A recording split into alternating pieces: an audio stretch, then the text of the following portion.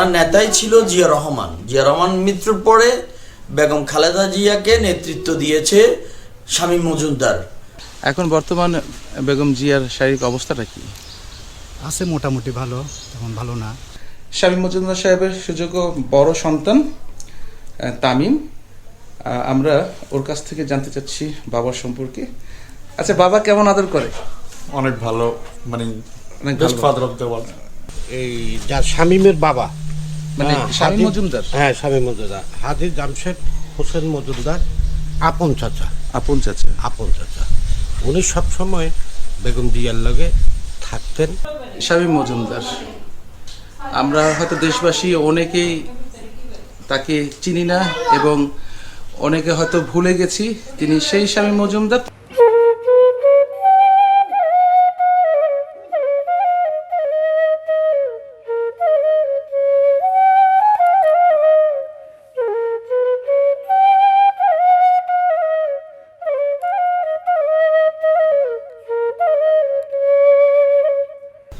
এই হচ্ছে বেগম জিয়ার পৈতৃক বাড়ি। আর আমরা যতটা জানি বেগম জিয়ার জন্ম দিনাজপুরে, আর তার বাবা মরহুম ইস্কান্দার মজুমদার, তিনি এই বাড়িরই সন্তান। এই যে বিশাল বাড়ি। আসসালামু আলাইকুম। ওয়ালাইকুম আসসালাম। আঙ্কেল বলে ডাকলাম। জি। আঙ্কেল, কি নাম আপনার? আমার নাম আবুল বশর পিন্টু মজুমদার। মজুমদার। জি। আপনি বেগম জিয়ার রিস্তায় কি হন? আমি ওনার ছোট ভাই হই। ছোট ভাই? জি, উনি আমার বড় বড় বোন। আমরা তো জানি এই বাড়িটা মজুমদার বাড়ি। জি। আর দূর দূরান্ত থেকে তো আসে, আসে অনেক অনেক অনেক লোক আসে, অনেক দর্শনার্থী আসে। দর্শনার্থী আসে। আচ্ছা, এখন বর্তমানে এই বাড়িতে কারা থাকেন? এগুলো আমার স্বাস্থ্য ভাইরা থাকে, বেগম জিয়ার স্বাস্থ্য ভাইরা থাকে। কথা বলছেন, স্বাস্থ্য ভাইরা আছে। একজন বাড়িতে থাকে, গতকালকে তাকে হাড়ের রিং লাগায় গতকালকে ফিরে আসছে। তাই? ঢাকা থেকে। কি নাম ওনার? ওনার শামীম মজুমদার। শামীম মজুমদার। জি জি। আর বর্তমান বেগম জিয়ার বর্তমান শারীরিক অবস্থাটা কি? বর্তমান তো সেটা আপনারাও জানেন, আমরাও জানি। শারীরিক অবস্থা এই যে এবার কেয়ার হাসপাতালে নিচ্ছে, আবার বাসায় পৌঁছাচ্ছে, নিচ্ছে আবার বাসায় পৌঁছাচ্ছে, এই আরই অবস্থা। আচ্ছা আচ্ছা, আমরা কি দেখা করতে পারবো এই শামীম মজুমদারের সাথে? আমি দেখি একটু ঘুমিয়ে আছে কিনা, না জাগনা আছে কিনা, আচ্ছা, আমি ঠিক আছে, খোঁজটা নিয়ে আসি। ঠিক আছে, ইনশাল্লাহ।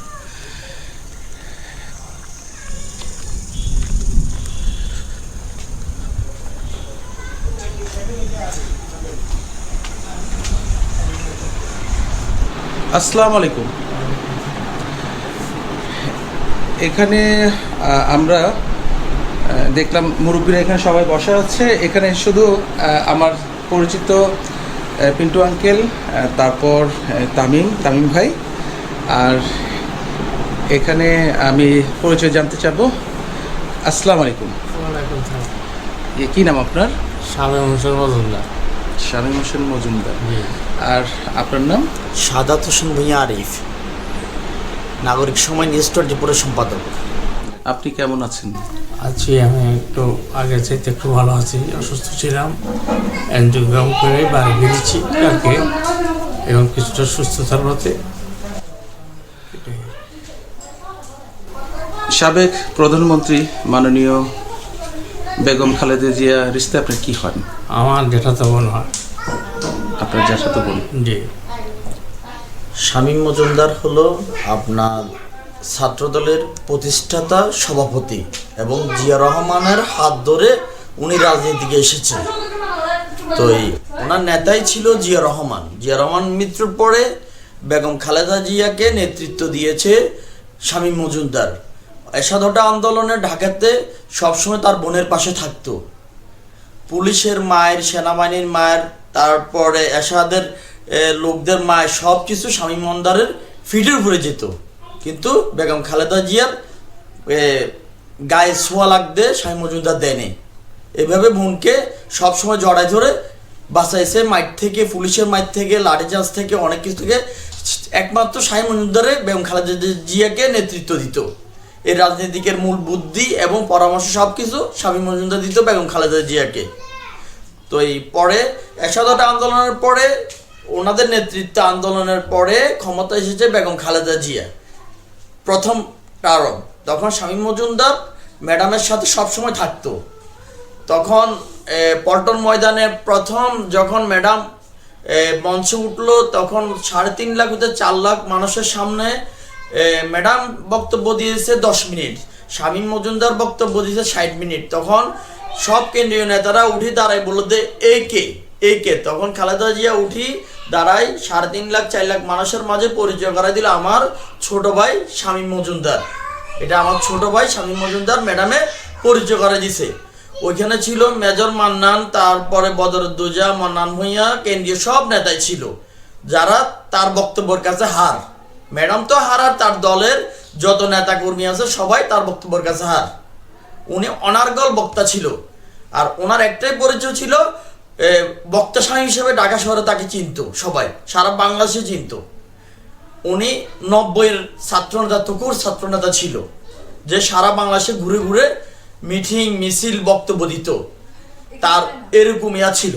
ম্যাডাম প্রথম টার্ম ক্ষমতা শেষ করার পরে পরের টার্ম যখন ক্ষমতা আসছে, তখন শামীম মজুমদার অসুস্থ হয়ে গেছে।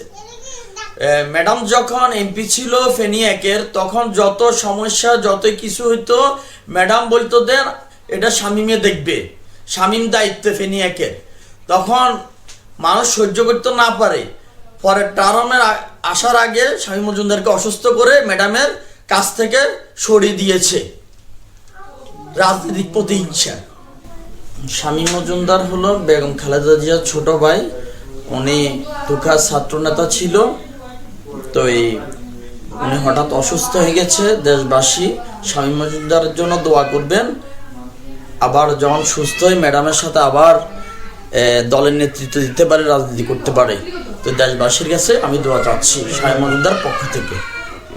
আমি মনে করে এখন বলতে চাচ্ছি, এত ছাত্র দলের প্রতিষ্ঠা সভাপতি ছিলেন, তো অনেক দিন যাবৎ অসুস্থ, গতকালকেই ঢাকার থেকে আসছে, তো রিং পড়াইছে তাকে। তো আমরা মসজিদ মাদ্রাসা যেখানে পারছি দোয়া করেছি। তো দেশবাসীর কাছে আমরাও দোয়া চাচ্ছি যেন তার সুস্থ হইয়া সেই আগের আপনার এতে ফিরে আসে, এটাই কামনা করি আল্লাহর কাছে। আপনি তো এবারেরই সন্তান। জি, আপনার আমার চাচা, আপনার চাচা হয়, চাচা সম্বন্ধে চাচা, শ্রদ্ধেয় চাচা। শামীম মজুমদার সাহেব। উনি খালেদিয়ার আপন চাচাতো ভাই, ছোট ভাই।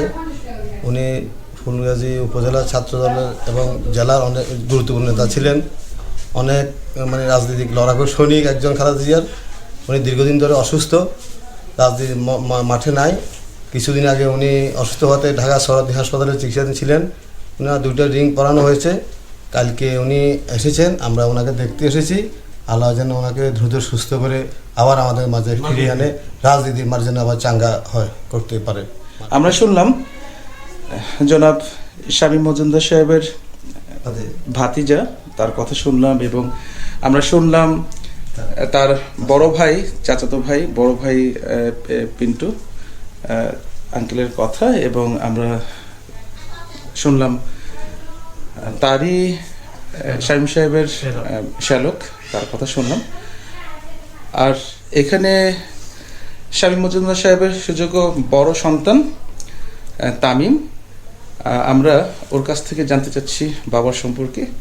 আচ্ছা, বাবা কেমন আদর করে? অনেক ভালো, মানে অনেক বেস্ট ভালো। Father of the world. যাক, আর বাবার জন্য আব্বুর দিকে নতুন করে কিছু বলার তো আমার নেই, সে ওনারা সবাই বলছে। আর হচ্ছে কি, আপনি যদি এলাকা বা আশেপাশে খোঁজ নেন, আব্বুর নিয়ে অসংখ্য তথ্য পাবেন, যা বলার। কিন্তু এখন মেন ইস্যু হচ্ছে গিয়ে আব্বু যে অসুস্থতা নিয়ে সাফার করতেছে বা এতদিন অসুস্থ ছিল, যার কারণে সব কিছু থেকে দূরে সরে আছে। এখন আপনারা জানেন যে আব্বু কোনো জায়গায় কোনো কিছুতে ইনভলভ নেই, সব কিছু থেকে যেহেতু দূরে সরে আছেন। তাও আপনাদের দোয়া ভালোবাসা এখন আপনারা দিচ্ছেন, দিয়ে আসতেছেন। আশা করি ভবিষ্যতে আব্বুর জন্য এভাবে দোয়া করে যাবেন, কারণ যে পরিস্থিতিতে 2 দিন আগে সাফার করছে, এই পরিস্থিতি জীবন মৃত্যু, হয়তো দোয়া টানছে একদিকে, মৃত্যু টানছে আরেকদিকে আপনাদের দোয়ার কারণে হয়তো আজ এখানে আবারও বসে। তো আশা করি ইনশাল্লাহ ভবিষ্যতে আপনারা আব্বুর জন্য এভাবে দোয়া করে যাবেন, পাশে থাকবেন আব্বুর। আর আল্লাহ হাফেজ, নিজেদেরও খেয়াল রাখবেন ইনশাআল্লাহ। তো ওকে তামিম, ভালো থাকবেন আপনি। আল্লাহ আল্লাহ হাফেজ, আসসালামু আলাইকুম। সবাই ভালো থাকবেন, আল্লাহ হাফেজ, আসসালামু আলাইকুম। ভাইজান আমাদের কবরস্থান এই রাস্তাটাও আমরা এই এতিমখানার জন্য, হেফজাখানার জন্য এটা পাকা করে নিচ্ছি। অবশ্যই এটা ইউনিয়ন পরিষদ থেকে পাকা করছে। এটা হচ্ছে আমার ভাইয়ের কবর, আমিনুল করিম মজুমদার বাচ্চু। এটা আপনার ভাইয়ের খবর? হ্যাঁ, ভাইয়ের কবর। হ্যাঁ, মৃত নুরুল ইসলাম মজুমদার, খোদা সাবেক হ্যাঁ। ব্যাংকার। এটা হচ্ছে আমার ভাগিনা গোলাম সরোয়ার বাবু। এটা হচ্ছে নীলুবাইয়ের ছেলে। আচ্ছা আচ্ছা, অল্প বয়সে মারা গেছে ছেলেটা। অল্প বয়সে মারা হ্যাঁ, গেছেন? অল্প বয়সে মারা গেছে। 2015 সালে তিনি মারা গেছেন। হ্যাঁ, ওইটাই কোথাও বয়স এমন কোনো কিছু হয় না।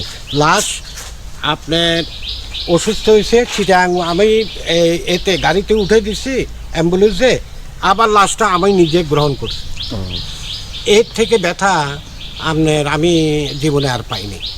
ওই এখানে আমাদের 60 জন ছাত্র আছে, একটি আছে 13 জন এই মাদ্রাসায়? এই মাত্রা যায়। তো এখন তো ছুটি দিচ্ছে দে, এখন তো খোলে নাই, আসে নাই ছেলে পেলে। এটা আমরা দোতলা করছি গ্রামের সহযোগিতায়, মানুষের সহযোগিতায়, নট সরকার থেকে কোনো 1 টাকা আমরা অনুদান নিই নাই, পাইও নাই, নিও নাই। কথা উঠো। দক্ষিণ শ্রীপুর দারুস সুন্নাহ হেফজুল কুরআন মাদ্রাসা ও এতিমখানা, উদ্যোক্তা মরহুম গোলাম সরোয়ার বাবু। গোলাম সরোয়ার বাবু, এই যে ওই কবরটাই, মানে 2015-তে যিনি ইন্তেকাল জি করেছেন? জি জি জি জি, ওই ছেলেটা। আচ্ছা আচ্ছা, কথা উঠো। তিনি প্রতিষ্ঠাতা করছিলেন হ্যাঁ, গোলাম সরোয়ার বাবু হ্যাঁ, বাবু। সাহেব। তিনি 2015-তে মারা গেছেন। হ্যাঁ হ্যাঁ, উনি 5 জন লোক দিয়া এতিমগুলো নিয়ে 5টা ছেলে নিয়ে আরম্ভ করছে। এখন আল্লাহ দিলে, আল্লাহর মহব্বতে আমাদের এই জায়গাটা কিন্তু জামশেদ হোসেন মজুমদারের বড় ছেলে দিচ্ছে এই জায়গাটা? এই জায়গাটা আচ্ছা, এমনি কোনো আপনার নাই, এই এক ফিফি আমানিল্লা করে ওটা কাগজ করে দিচ্ছে। আচ্ছা আচ্ছা, কিন্তু কোনো পয়সা টয়সা নেই। এখন এখানে আমরা 2তলা বিল্ডিং হয়ে গেছে। আচ্ছা। অনেক গভীর ছিল, গভীর ছিল, মানে অনেক গভীর ছিল।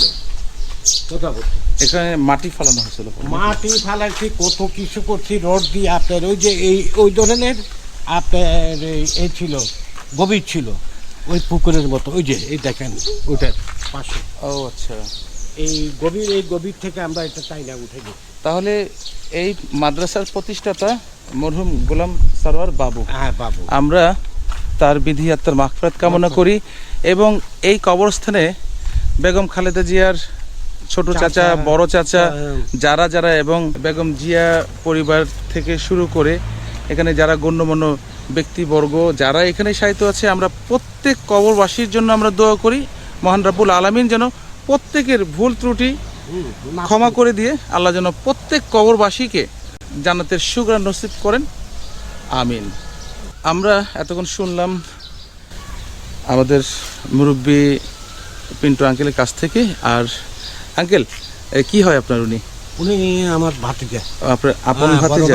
হ্যাঁ, আপন ভাতিজা, বড় ভাই ছেলে। আচ্ছা, আমাদের দেশনেত্রী বেগম খালেদা জিয়ার কি হয়? উনি হ্যাঁ, ভাতিজা। কি নাম আপনার? আমার নাম হচ্ছে মোহাম্মদ ইউনুস টিঙ্কু। ইউনুস টিঙ্কু। এখন বর্তমান বেগম জিয়ার শারীরিক অবস্থাটা কি? আছে মোটামুটি ভালো, তখন ভালো না। উনি এখন কিছুদিন আগে একেবারে ভর্তি ছিল, এখন আবার বাসায় গেছে। তো ওনার শারীরিক সুস্থতার জন্য আমি দেশবাসীর কাছে দোয়া চাচ্ছি, উনি যাতে খুব তাড়াতাড়ি রিকভার করতে পারে, আবার রাজনীতিতে অংশগ্রহণ করতে পারে। ইনশাল্লাহ, আপনারা সবাই দোয়া করবেন। ইনশাল্লাহ। তাহলে ভালো থাকবেন। আচ্ছা, আল্লাহ হাফেজ, আসসালামু আলাইকুম। ধন্যবাদ। তাহলে পিন্টু আঙ্কেল, আমাদেরকে যেতে হবে। আপনাকে অশেষ ধন্যবাদ, আপনি ভালো থাকবেন। আপনিও ভালো থাকেন, আপনারাও ভালো থাকেন। দেশবাসীকেও যে বেগম জিয়ার যে কি আছে কি নাই, এটাও জিনিসটা আপনারা উঠাই তুলবেন, এটাই আমাদের প্রত্যাশা করি। আর আমাদের জন্য দোয়া করবেন ইনশাল্লাহ। তাহলে আপনি ভালো থাকবেন। আল্লাহ হাফেজ, আসসালামু আলাইকুম। ওয়ালাইকুম আসসালাম।